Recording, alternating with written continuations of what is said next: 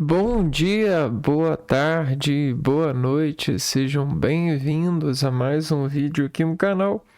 O meu nome é Abner e no vídeo de hoje nós iremos ler Atos dos Apóstolos, capítulo 20.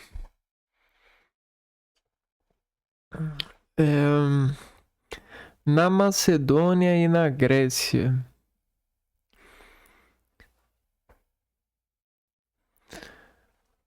Quando o tumulto acabou, Paulo mandou chamar os discípulos. Depois de animá-los, despediu-se deles e viajou para a Macedônia. Percorrendo essas regiões, falou com frequência aos fiéis para animá-los. E assim chegou à Grécia. Depois que permaneceu lá 3 meses, queria embarcar rumo à Síria, mas os judeus tinham armado uma conspiração contra ele. Por isso, decidiu voltar através da Macedônia. Seus companheiros eram Sopatros, filho de Pirro de Bereia, Aristarco e Segundo, ambos de Tessalônica, Gaio de Derbe e Timóteo, e Tíquico e Trofimo, da província da Ásia. Estes partiram antes de nós e nos esperavam em Troade. Nós zarpamos de Filipos logo após os dias dos pães sem fermento e os alcançamos 5 dias depois em Troade. Ali permanecemos 7 dias. Despedida em Troade. No primeiro dia da semana, estávamos reunidos para a fração do pão. Paulo, que devia partir no dia seguinte, dirigia a palavra aos fiéis e prolongou o discurso até a meia-noite. Havia muitas lâmpadas na sala superior onde estávamos reunidos.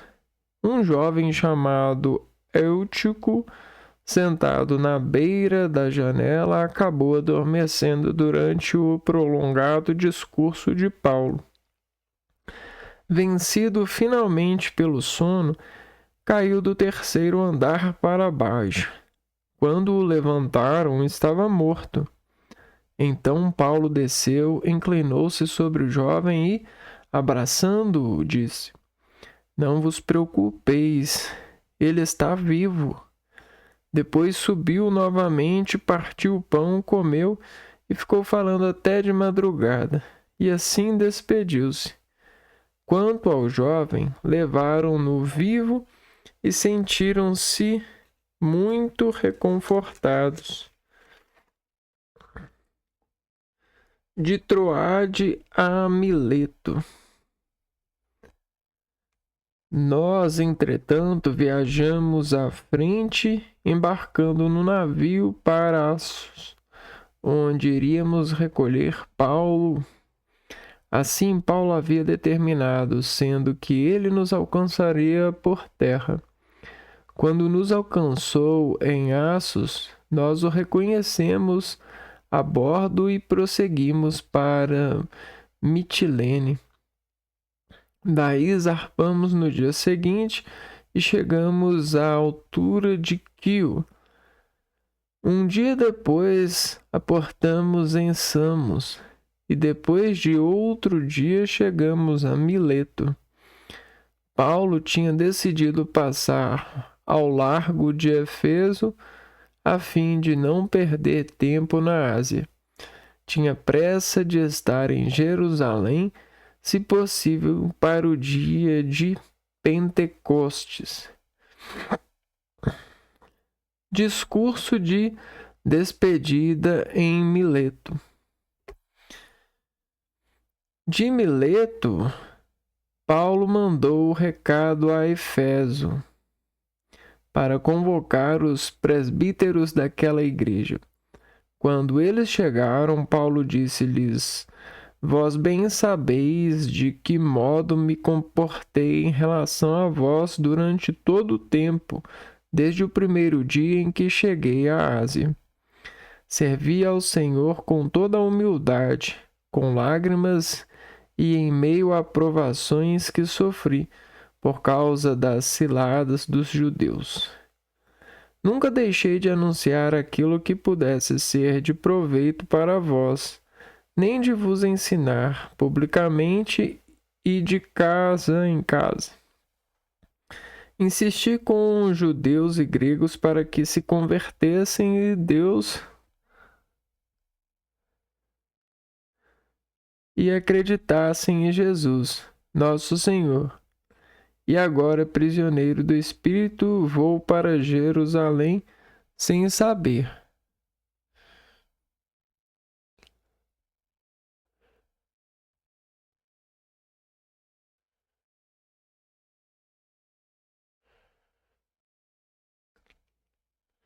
O que aí me acontecera. Sei apenas que, de cidade em cidade, o Espírito Santo me adverte, dizendo que me guardam cadeias e tribulações, mas de modo nenhum considero a minha vida preciosa para mim mesmo, contanto que eu leve a bom termo a minha carreira e realize o ministério que recebi do Senhor Jesus, testemunhar a boa nova da graça de Deus. Agora, porém, tenho a certeza de que não vereis mais o meu rosto, vós todos entre os quais passei anunciando o reino. Portanto, hoje dou testemunho diante de todos vós. Eu não sou responsável se alguém se perder, pois não deixei de vos anunciar todo o plano de Deus a vosso respeito. Cuidai de vós mesmos e de todo o rebanho sobre o qual o Espírito Santo vos estabeleceu como guardiões, como pastores da Igreja de Deus que ele adquiriu com o seu sangue. Eu sei que depois de minha partida surgirão entre vós lobos ferozes que não pouparão o rebanho. Além disso, do vosso próprio meio aparecerão homens com doutrinas perversas, que arrastarão discípulos atrás de si. Por isso, estais sempre atentos. Lembrai-vos de que durante 3 anos, dia e noite com lágrimas, não parei de exortar a cada um em particular. Agora entrego-vos a Deus e a sua palavra misericordiosa, que tem poder para edificar e dar a herança a todos os que foram santificados. Não cobicei prata, ouro ou vestes de ninguém. Vós bem sabeis que estas minhas mãos providenciarão o que era necessário para mim e para os que estavam comigo. Em tudo vos mostrei que, trabalhando desse modo, se deve ajudar aos fracos, recordando as palavras do Senhor Jesus, que disse: há mais felicidade em dar do que em receber. Tendo dito isso, Paulo ajoelhou-se e orou com todos eles. Então todos começaram a chorar muito e, lançando-se ao pescoço de Paulo, o beijavam. Estavam muito tristes, principalmente porque havia dito que eles nunca mais veriam seu rosto, e foram com ele até o navio.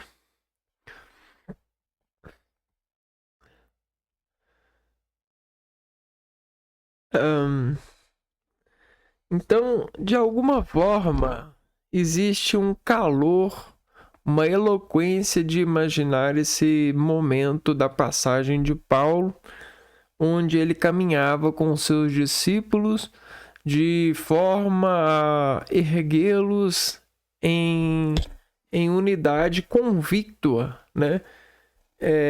Carregando com palavras de Deus, né? Com sabedorias, com gestos de prosperidade no sentido da vida. Porque a vida, ela precisa de estar o tempo todo sentindo a aspiração de viver. Então, o ato desse apostolado é perguntar incessantemente: ó vida, o que me dás, o que me tendes viver, o que me aproveita viver? E a vida responde: aproveita-te de servir, aproveita-te de se encantar, de sentir o servir desse motor em você que vive, desse espírito que doa. E Paulo, estimulado a isso, levava os seus discípulos a sentir o mesmo, esse encantamento da pregação, né? Então, hoje em dia, existe muita elucubração em relação à palavra pregação. Só que, naquele contexto, pregação, né, era como falar um modelo, uma palavra que gera, né, ou gesta um vínculo entre duas unidades. Então, você assiste a terra se unindo à semente e, ao longo do tempo, dando a graça do fruto, da aparência, do crescimento e do fortalecimento e de vários adjetivos que aquela substância compôs dessa unidade, dessa união. E, além disso, você observa uma sobrevivência, um amadurecimento que a gente chama de caule ou armadura sobre caule, que é o tronco. O tronco que leva ao galho, que leva ao caule. E você pensa, se eu me tornar algo assim, eu sobreviverei. Mas você observa que aquilo é fiel a essa união. Existe algo fiel.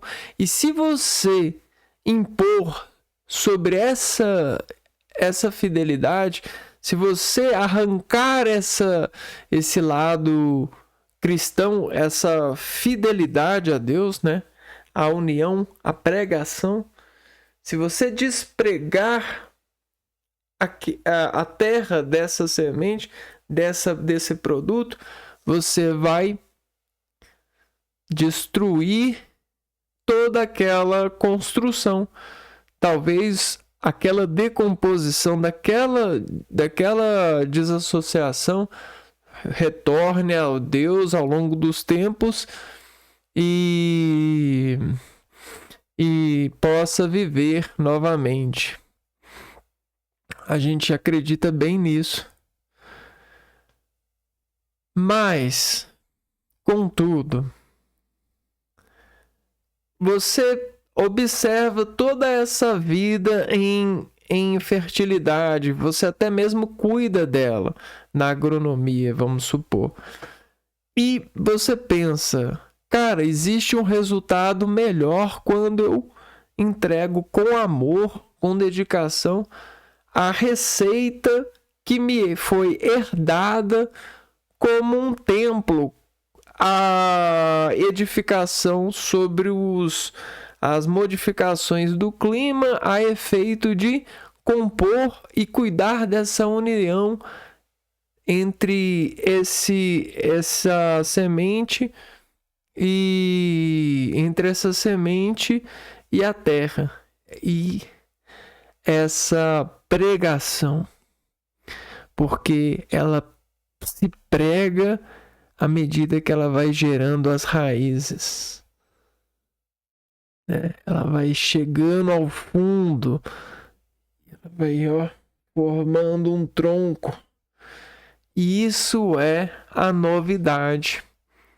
é a mensagem, é a esperança, é o filho da Maria, é o filho da rima que constituiu-se a partir dessa união. E aí Paulo, ele traz para o pessoal, hidrata esse povo sobre a união com Deus, porque assim como a semente se une à terra e cresce e se estabelece firme, a gente precisa desse solo. E é quem nos consola, sobretudo, é Deus. Sobre todas as coisas é Deus. E não é o ouro, não é a prata, não é a preocupação dos povos sobre o que vai acontecer comigo. Então, não é a preocupação dos povos sobre o que vai acontecer comigo que vai mudar o meu lado fiel a Deus, né? Então Paulo pregou isso, né? Ele falou assim: não preocupem, eu estou indo por Deus. Talvez vocês não me veem mais, mas eu estarei em Deus. Confie em Deus, né? Firme-se nele. Encontre o ato de viver a bondade. Encontre Deus, procure Deus, fixe a Deus, ou fixe em algo bom, a partir da pregação.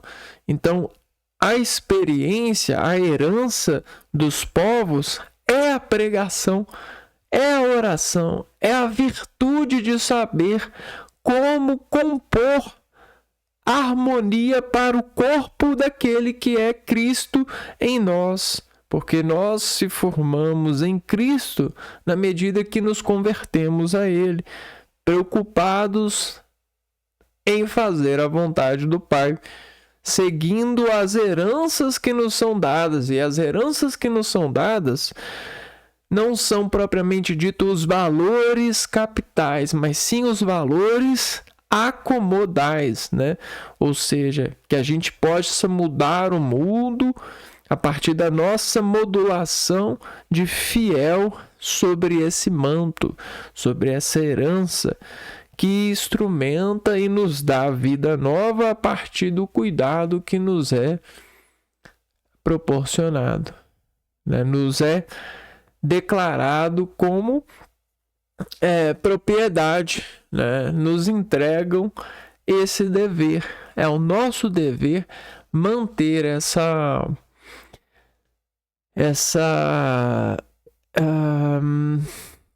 esse estado de novidade, esse estado de servidão, pois esse é o caminho para a nossa salvação. E acredite ou não, o seu organismo tem sim a capacitação de sentir. E quando você percebe que Paulo falava com Deus, né, era mandado a obedecer, conseguiu chegar ao corpo que caiu, né, e pensaram se estar morto, Paulo sentiu, né, o sentimento atravessa, o sentimento descarrega, compartilha.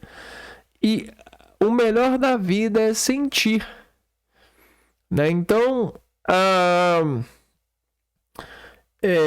esse estado de sentimento, ele às vezes é imaculado em formas de ordenar e organizar os ingredientes, né? As engrenagens que a gente tem como um gesto de graça, né? De acolhimento, de percepção, de agradecimento, santidade. Então a gente colhe isso e não basta colher. A gente precisa aprender a unir como a semente se une à terra, como o sentimento se une à descarga, à fala, né? Ai! Né? Então o sentimento ele fala, a gente aprende a unir as coisas, então tudo tem a sua união. E quando a gente, né, procura encontrar a união ou respeitar a união, ou até mesmo cuidar dessa união, estar em união, a gente encontra o equilíbrio ou a gente se torna apto a insistir em encontrá-lo, pois essa é a salvação para todos os filhos de Deus. É a união com o próprio. E o próprio está entre nós. Ele está entre nós com atenção e com esperança, com um amor, né? Esperando que façamos a sua vontade, né?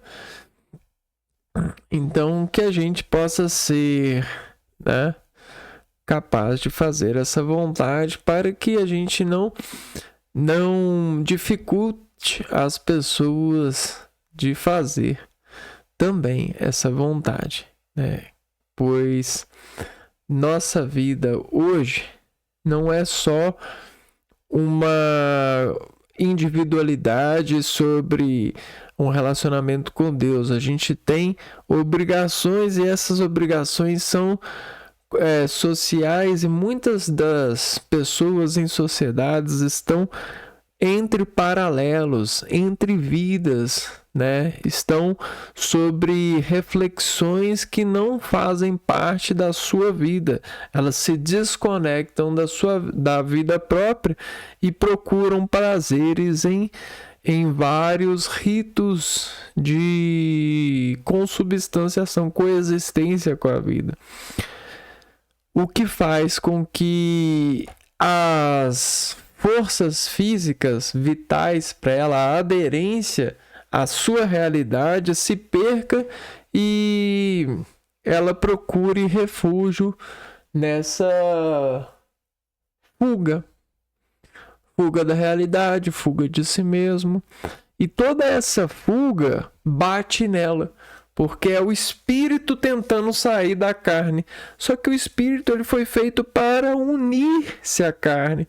Tanto é que a gente procura união no mundo, porque esse é o mandamento do espírito para o corpo. Manter-se unido à carne para guiar essa carne para Deus, para o bem.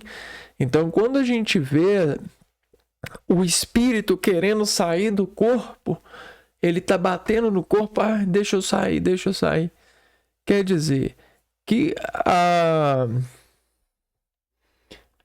existe uma falta de aderência, de conexão das pessoas consigo. Desistência, né? Falta de estímulo, desânimo, né? E isso pode acontecer com qualquer um sobre o posicionamento social, pois estar em sociedade, irmãos, é perigoso. Você pode ser e estar sob estruturas de organização segura ou pensamento, psicologia segura, mas de uma hora para outra pode acontecer alguma coisa.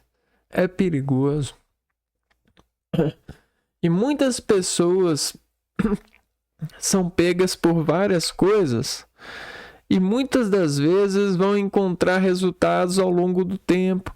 Ah, por que aconteceu isso comigo? Por que isso aconteceu isso comigo? Por quê? Porque ela acorda de uma hora para outra, o espírito se acorda unido a ela e ela fala assim: caraca, aonde você esteve esse tempo todo? Essa união que é essencial para mim, por que você esteve longe? Começa aquela briga. Mas porque aí o espírito vai falar: porque você estava em outra realidade, procurando vida em outra realidade, né? E aí é complicado. Porque a gente precisa estar sempre em conexão conosco. Porque quando a gente faz essas viagens, essas coisas assim, né, essas imaginações prolongadas, essas relações sociais aí, com vários estímulos e tal, que levam as pessoas a ir para casa com inveja, com vontades loucas, a gente entra em desgostos porque estamos fugindo da união convictuada, né? Então, da proporção da fortaleza. Então, somos uma fortaleza. A união é forte, o amor é eminente. Precisamos de manter essa integridade. E precisamos de fazer com que todos aceitem, acreditem e ajudem-nos a manter essa integridade. Porque essa é a salvação. Se você, meu irmão, não me ajudar a manter a minha integridade, eu vou correr de você ou nós vamos pro buraco juntos. Essa é que é a rotina da retroprojeção de ver uns aos outros na vida. Uns estão correndo de outros, outros estão indo pro buraco com outros. Quando a gente encontra uma união estável, essa união ela não é estável. Ela se pratica estabilizar-se. Por isso que existe a inteligência do casamento. É o programa de levar os fiéis à estabilidade da união. Assim como uma semente é levada à terra e ao longo dos anos ela vai se estabilizando e tornando uma luz, né? Uma força maior, uma essência para a vida. Então que a gente entenda isso para respeitar o casamento, para permitir que as pessoas casem, para que as pessoas tenham ânimos, bateria, vontade, porque atualmente comprar uma casa não é fácil. Não é fácil vencer na vida, não é só ir na escola.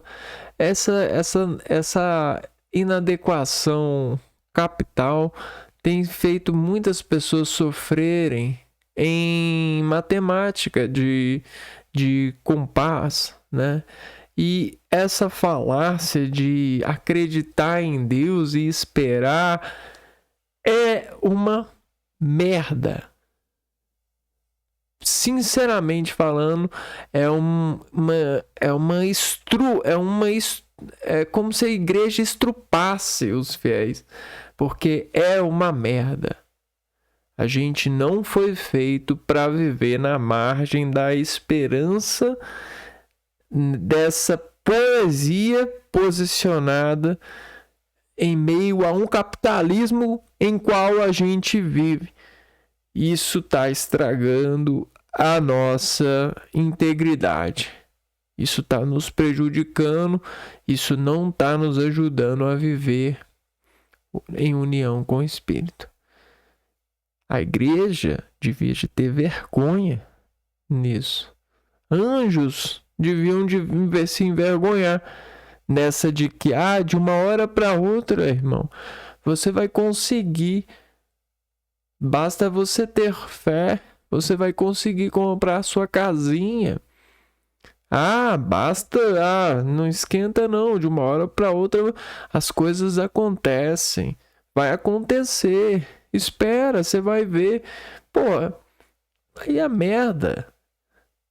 Não façam isso com as pessoas, não aceitem a vida assim, isso não é bom, isso não é humano, isso é depressivo, isso é doente, é bizarro.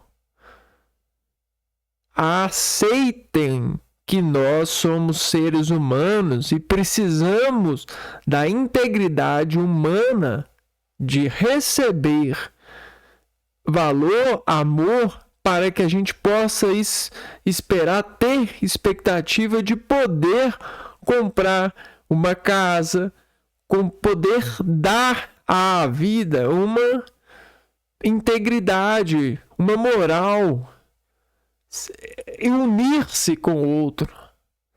Porque senão a gente nunca vai acreditar em vocês, nunca vai nos unir. Porque vocês querem nos afetar, conectar-nos a um plano de expectativa, de promessa. E vocês são cruéis. É insuportável, é imperdoável essa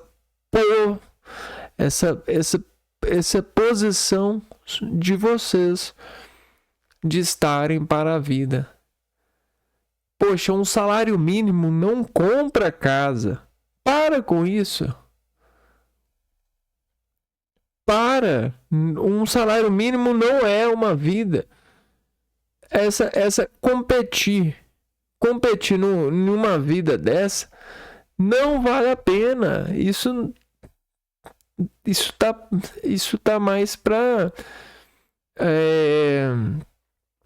o sonho de vida das pessoas se tornarem coronéis e abrirem lojas e terem ideias novas e colocarem e darem sucesso, né? Inventarem um produto de sucesso e colocarem pessoas para trabalhar para ela e viverem um conforto, a vitória. Poxa, isso não é vitória nenhuma, isso é uma desgraça. Você tratar as pessoas assim, você acreditar que acomodando pelo sofrimento dos outros é bom, cara, você tá no lugar errado. Você não entende Deus. Você é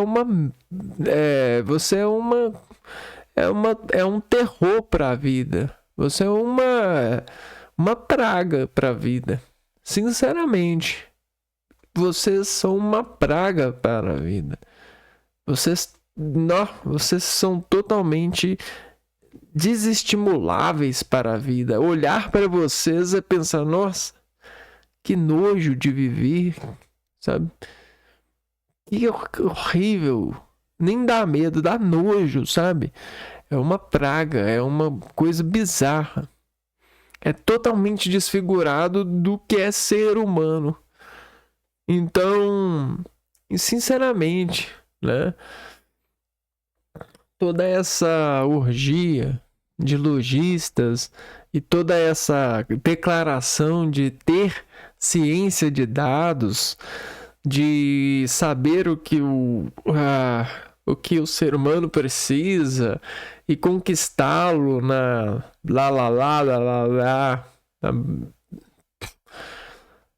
cara, totalmente enfraquecimento, né? A gente se enfraquece nessa disposição. Então, E aí fica difícil, cara. Fica difícil demais de pensar, ter estímulo para encontrar alguém sobre os módulos de disponibilidade de encontro e formar amor, e formar, entrar nessa doutrina de se elevar a essa prática, né? Porque é uma merda. É uma merda. Nos fazem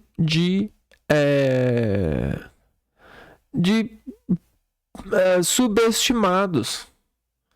Declaram a nós que somos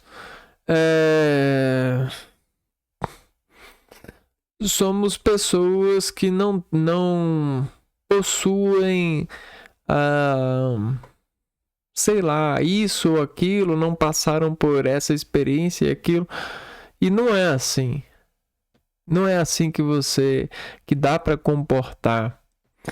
Então eu sinto muito a infelicidade de vocês sobre essa ganância e esse status de poder, de saber e disso e daquilo, porque vocês estão atrapalhando a nossa vida, o nosso crescimento. Vocês estão atrapalhando o nosso lazer, a nossa vontade. Eu sinto muito, cara. E a gente vai morrer de qualquer forma. Mas, de alguma forma, eu não vou carregar esse pecado, essa dor, essa prática para minha morte. Mas vocês vão. Vocês aí que fazem esse tipo de coisa, né?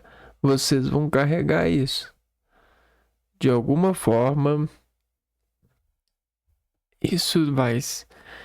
Vocês... Algum dia vocês vão acordar. E eu espero, assim, que vocês sintam aquilo que deveriam sentir, né? Para que, né,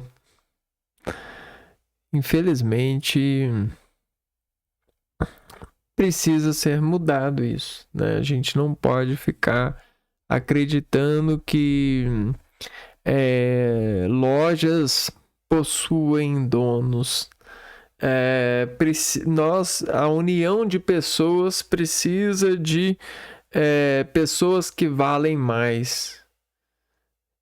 A gente não pode gerar ser teimoso a esse ponto de acreditar nisso, porque isso é falho.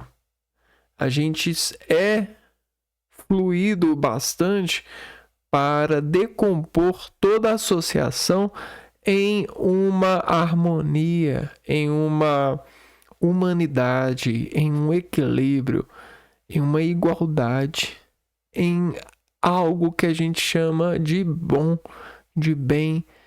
E aí a gente sai na rua, né? Aí tem todas aquelas berrações de carros sobre rodovias e dinheiro para edificar rodovia para o carro passar, e gasolina queimando, e preocupação com gasolina, e assistindo acidente na televisão, e só acidente, gente preocupada, e polícia e bandido, e querendo roubar carro, isso e aquilo, e som alto, e festa ali, mas ninguém, não é todos que podem ir, e é isso e aquilo. Que inferno! Caraca, cara! Quando vocês foram precisar disso, é muita infelicidade, cara. Vocês são muito infelizes mesmo. É um bando de infeliz. Não encontrou felicidade no relacionamento, no filho, na possibilidade, e aí quer matar todos nós com seus desejos, com essa encarnação de mal, de teimosia, de que precisa colecionar um monte de vidas, diz que ajuda, né? Ah, eu dou emprego para tantas vidas, eu ajudo. Tem que colecionar carros, tem que colecionar casas, viagens. Bando de trogloditas, de infelizes. São um bando de infelizes, porque não aprenderam a servir. Acreditam que servem, mas é a aparência, né? Não servem de verdade. Quem serve encontra o amor. Quem serve caminha para Deus. Quem serve se entrega. Não se pega as coisas para ele. Se entrega. Né? Então servir é totalmente diferente desse modelo de ascensão de vida, de vitória na vida que as pessoas por aí empregam. Vocês não venceram na vida, não. Mal conseguem olhar para si mesmo e se defenderem.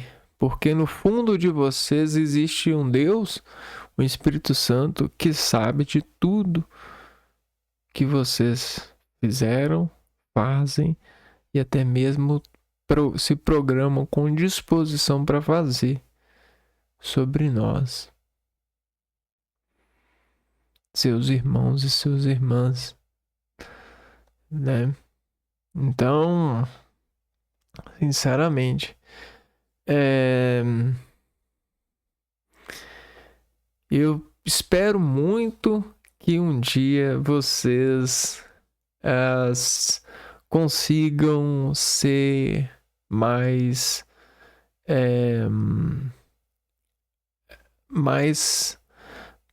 unidos a Deus, né?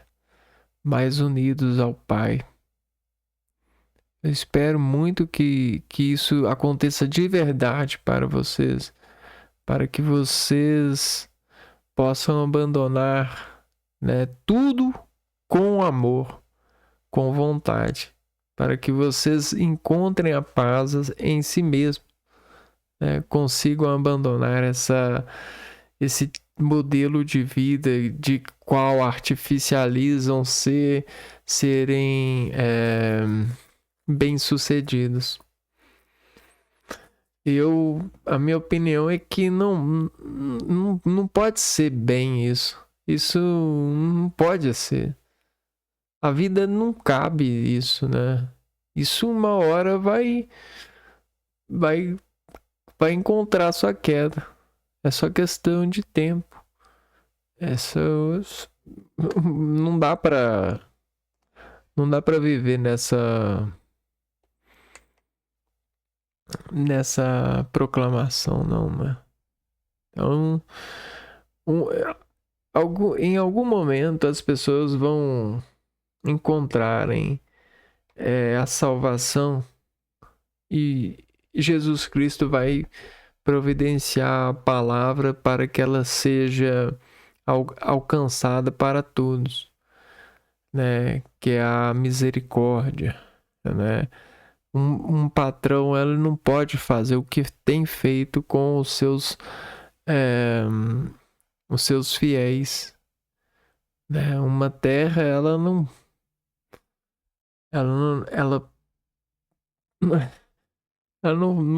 cresce assim, né? Não cria fertilidade assim. Um patrão, ele não pode fazer isso que vem fazendo. A verdade é que não pode haver patrões entre nós. Isso é uma teimosia.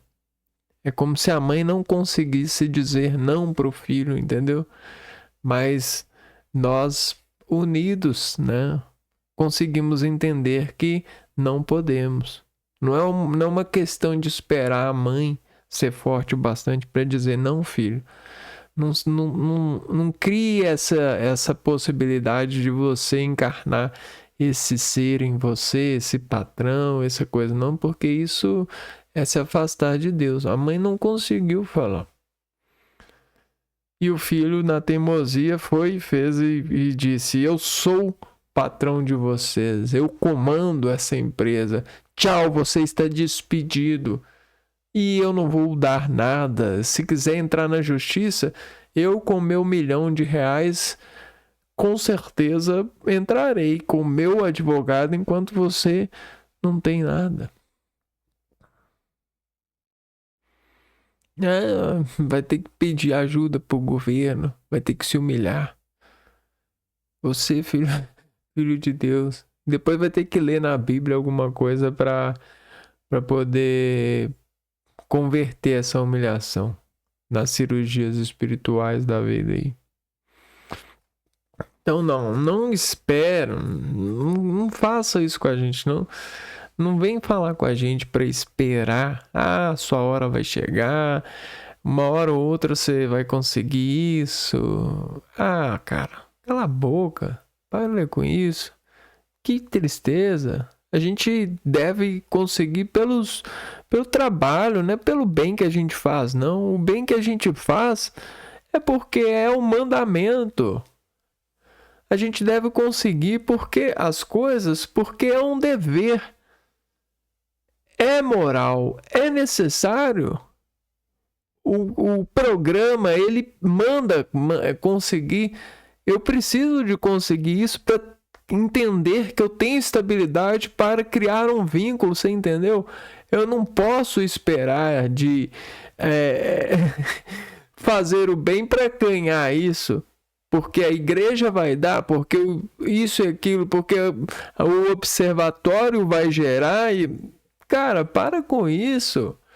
Poxa, isso tá queimando a gente, tá acabando com a nossa vontade. E sinceramente, eu não sei quanto isso tem feito mal para o mundo. Eu peço encarecidamente que o mundo pare com isso. Pare, isso é ofensivo. É como se Deus não olhasse para nós, como se nós não fizéssemos o bem porque é necessário, é amor que a gente tem. É como se a gente só fizesse o bem, só fosse amor porque a gente esperasse, a gente estava esperando uma coisa na nossa vida acontecer, ganhar na Mega Sena, ganhar de uma hora para outra conseguir uma casa, isso, aquilo, ganhar alguma coisa, um emprego. Para com isso, cara. Para. A gente é ser humano, a gente não é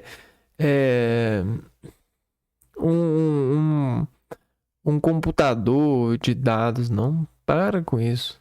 Nossa, eu peço encarecidamente, não façam isso. Isso é muito triste. É lamentável. Quando a gente fecha os olhos e pensa sobre isso, a gente vê o quanto ridículo é. É muito ridículo mesmo. É tratar o ser humano de uma fórmula que distancia ele da filiação com Deus. Isso é muito triste, porque é uma negação do ser humano. É como você fala assim, não para uma coisa que é necessária aos montes. Então, baixa. Então, tchau. Então, não vou viver, né?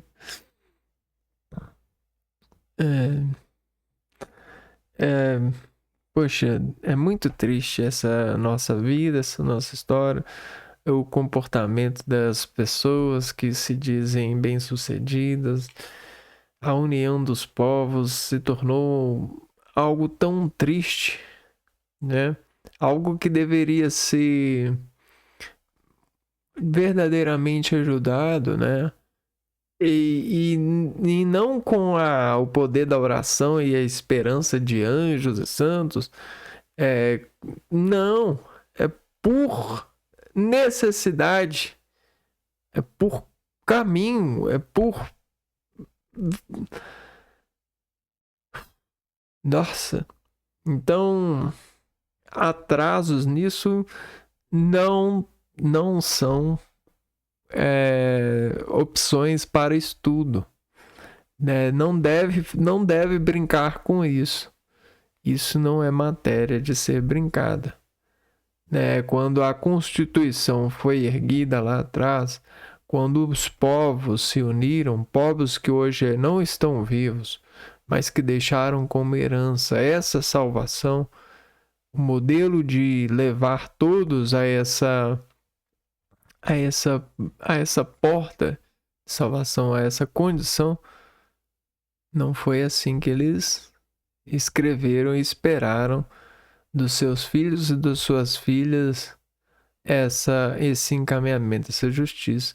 A ambição de saber, de pesquisar, o poder das ferramentas fez com que as pessoas, sobre todas essas escalas e decisões novas, fizesse uma queda e deixasse a gente de mão a banana. Só na ameaça, né, de esperança, isso e aquilo. E às vezes levando a gente a crer que a gente não merece, que a gente é burro, que a gente tinha que ter feito mais. É lamentável. Eu diria que é imperdoável isso. Eu diria. Eu peço até Deus assim que Deus olhe com bons olhos para você não. Eu espero que o senhor tenha cuidado, né? Essas coisas não merecem perdão. Na minha opinião, não merecem perdão. É claro que Deus é que sabe. Eu sei disso. Mas eu não tenho força para perdoá-los. E eu não tenho. Não esperem perdão de mim. Eu não tenho condição de perdoar vocês. Eu sinto muito. Sinceramente, esse mal que vocês fazem, ou fizeram, ou pensam em fazer, eu não tenho condição de perdoar. Se querem perdão, não vai ser de mim. Eu sinto muito. Eu não sou essa pessoa. Ai, ai. Então, nesse vídeo é isso, né? Eu vou ficando por aqui. Esse foi o capítulo de 20 de Atos de Apóstolo. E tem uma coisa importante também. Existe desses textos muitos nomes de cidades. E aí, quando você coloca nome em cidades, em localizações, em áreas, você gera uma organização nessas áreas.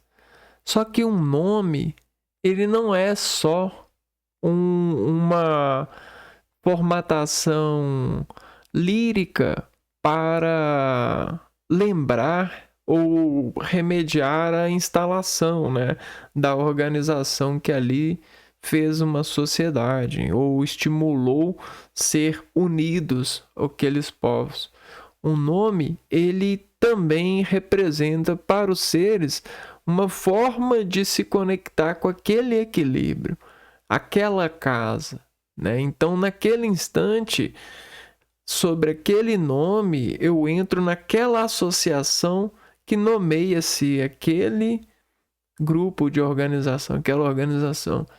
Então, lembrem-se disso, porque quando fala muitos nomes aqui de regiões que Paulo esteve, quer dizer que ele teve contato, o espírito dele teve contato com essas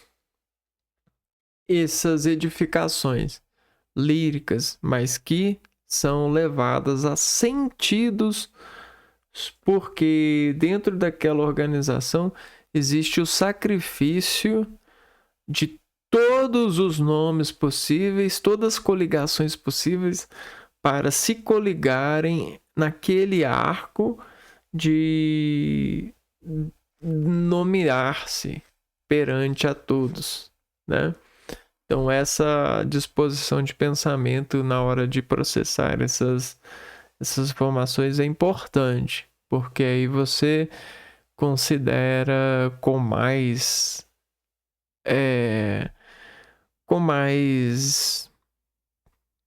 talvez disposição de interagir com a imaginação sobre aquela época em que isso aconteceu, né?